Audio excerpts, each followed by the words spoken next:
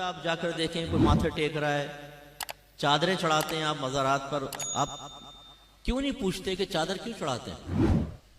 क्या basic concept है इसके पीछे? इसमें बुजुर्ग का क्या फायदा है, आपका क्या फायदा है? कहाँ कुरान और हदीस में लिखा है कि मज़ार के ऊपर चादर चढ़ाओ? हमने इसको एक ऐसी रस्म बना लिया है कि उर्स चादर चढ़ाने के बगैर पूरा ही नहीं होगा। हर शख्स चादरों की मन्नत मान रहा है कि जी मेरा काम हो गया तो मैं फुला मज़ार पे चादर चढ़ाऊंगा। भाई क्यों मान रहे हो मन्नत, जरा बताओ तो सही ना। अपने आप से क्वेश्चन करो, क्यों चढ़ा रहे हो आप चादरें मन्नत की? इसमें कौन, किसने मन्नत मानी थी? नबी ने मानी थी, सहाबा ने तस्वुर दिया मज़ार पे चादर चढ़ाने का, कहां से आया ये? कुछ नहीं पता, बस लोग कर रहे हैं तो हम भी कर रहे हैं। इससे हमारी नौजवान नस्लों को, इन बच्चों को कुछ पता नहीं है ये चादर चढ़ाने भी कोई इबादत होगी, कोई इबादत नहीं है, मुस्तहब तक नहीं है। अब इस दौर में तो मुस्तहब भी नहीं रहा। एक दौर था कि जब कब्रिस्तान आम बना दिए जाते थे, उसमें किसी आलिम की कब्र है, किसी नबी की कब्र है, फर्ज कर लें सहाबा की है, तो लोग अदब से दूर होने लगे, तो वो कबूर पे चढ़ रहे हैं साहब, तो वो जो अशरफुल कौम की कब्र है उसकी भी बेहुरमती हो रही है, तो भाई चलो एक कपड़ा डाल दो यार, ताकि फर्क तो हो जाए, आने वाले को पता चले किसी बुजुर्ग की कब्र है दूसरी, तो एक चादर डाल दी उधर। बस ये बेसिक कॉन्सेप्ट था।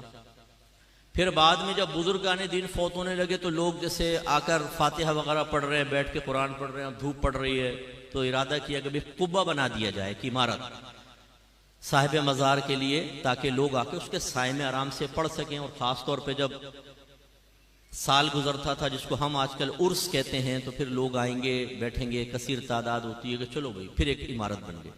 जब इमारत बन गई तो जो आम कबूर से इम्तियाज कायम करना था वो इमारत के जरिए हासिल हो गया। अब चादर की तो जरूरत ही खत्म हो गई। लेकिन सुन्नी को तो एक नया मशगला चाहिए।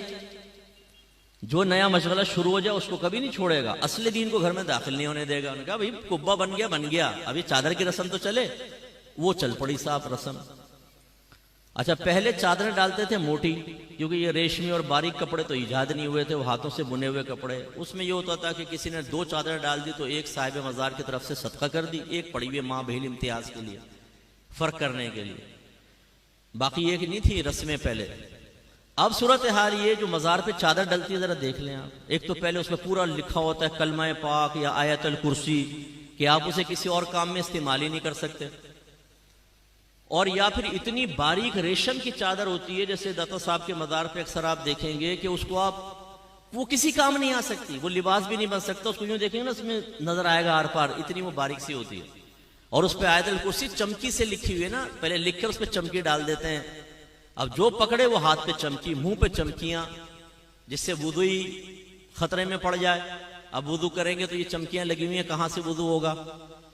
और फिर आप कभी देखें उस कठहरे के अंदर जो आदमी खड़ा हुआ है, ये जब आप रेशमी चादर डालते हैं वो एक दूसरे पे फिसलती है गिर के ना, टिक तो सकती नहीं है। वो उसके पैरों में, वो आयतल कुर्सी के ऊपर चढ़ रहा होता है, कुरान के ऊपर चढ़ रहा होता है। मैंने अपनी आंखों से देखा यह मंजर। और फिर क्या होता है कि आपने वो डाली, वो जमा करते जाते, फिर वो फिर यूं दुकान पे पहुंचती है ना, कम कीमत पे दुकान वाला दोबारा खरीदता है, इस्त्री शिस्त्री मारता है, फिर दोबारा। माशाल्लाह है ना, हम लोग आपका कारोबार चलाने के लिए चादरों की मन्नत मान रहे हैं कि जी मेरा काम हो गया, मैं चादर चढ़ाऊंगा। भाई मन्नत किसे कहते हैं, सबसे पहले ये सोचो। मुझे यकीन है आप में बहुत कम लोग जानते होंगे कि मन्नत क्या है, किसे कहते हैं मन्नत, इसका क्या शरई तस्वुर है। बहुत कम लोग जानते होंगे, क्योंकि मेरा 30 साल तजरीबा है, मुझे मालूम है कि हम कितनी मारिफत रखते हैं। दूसरी बात, ये चादर की मन्नत कहां से ईजाद हुई? अब हम कहेंगे हम है ना मुफ्ती साहब, हमने ईजाद की है। अब ये जब बातें हम करते हैं, ये है असली दिन जो मैं आपको समझा रहा हूं। हमारे वो लोग जिन्होंने इन चीजों को प्रमोट किया है, हमारे अहले सुन्नत में इनको डाल डालकर हमें बिदती कहलवाया, हमें कब्र परस्त कहलवाया, इनके मकासिद को पहुंचती है ठेस। वो पीर की शक्ल में भी आपको नजर आएगा, वो मुकर्रिर की शक्ल में भी नजर आएगा, वो मुस्लिह की, वो मुवल्लिग की शक्ल में भी नजर आएगा। इनकी नाकों में लगे हुए सेंसर। ये मुफ्ती साहब पता नहीं कैसी बातें करते हैं, शायद पटड़ी से उतर गए। तो मैं बोलता हूं तुम्हारी चढ़ी हुई ट्रेन इधर आओ, तो मैं देखता हूं कि तुम पटड़ी पे चढ़े हो या मैं पटड़ी पे चढ़ा हुआ हूं। आए कुरान और हदीस के ऊपर पेश करते हैं ना चीज को, ना आपकी ना मेरी। मेरे आका नेमत इमाम सुन्नत मुजद्दिद दीन मिल्लत परवाने शमअ रिसालत अज़ीमुल बरकत अज़ीमुल मर्तबत शाह अहमद रज़ा खान रहमतुर रहमान फरमाते हैं कि अगर बुजुर्गों की तरफ मंसूब कोई चीज हमारे सामने पेश की जाएगी, हम उसे सबसे पहले कुरान और हदीस पर पेश करेंगे। अगर उसके मुताबिक होगी तो कबूल करेंगे, अगर उसके खिलाफ होगी तो हम ये कहेंगे कि ये हमारे बुजुर्गों ने नहीं किया, बल्कि नफ्स परस्तों ने ये काम करके हमारे बुजुर्गों की तरफ मंसूब कर दिया। ये मैं तो नहीं कह रहा हूं, पढ़े जरा फतावा रज़विया।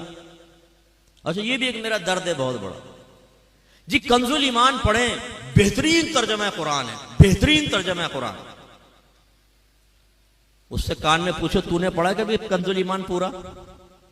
नहीं, आज तक नहीं पढ़ा होगा, आज तक नहीं पढ़ा होगा। खुद कंजुल ईमान पढ़ा नहीं है जी, पढ़े बेहतरीन तर्जमा कुरान। वाकई वो बेहतरीन है, लेकिन पढ़ो तो सही भाई।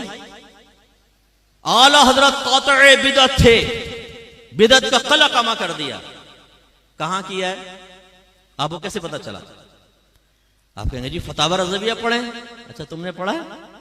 आप में से बहुत से ऐसे होंगे जिन्होंने आज तक फतावा रज़विया को हाथ में लेकर नहीं देखा होगा, शक्ल ही नहीं देखी होगी फतावा रज़विया की कि कुछ है ये भी। यानी हम लोग बिल्कुल बस वो रस्म के पीछे लगे हुए हैं। हमारे अकाबरीन ने जो बातें बयान की उसको फरामोश कर चुके हैं। आज नात खान हमें दीन सिखाएगा, आज ये पेशावर मुकर्रीन हमें दीन सिखाएंगे। इनके पीछे हम चलने के लिए तैयार हैं और पूरा मसला के अहले सुन्नत हमने बदनाम करके रख दिया। ऐसे धमाल शमाल मज़ारों के ऊपर कोई तस्वुर नहीं है, ढोल ढमक्कों का कोई तस्वुर नहीं है। आपको अगर बिठाकर आपके कान के पास धन धन धन धन ढोल बजाया जाए, बताएं आप खुश होंगे कि तकलीफ होगी? जोर से बोलें। और आप साहिब मज़ार के पास दम धड़म दम दम धड़म दम दम धड़म दम।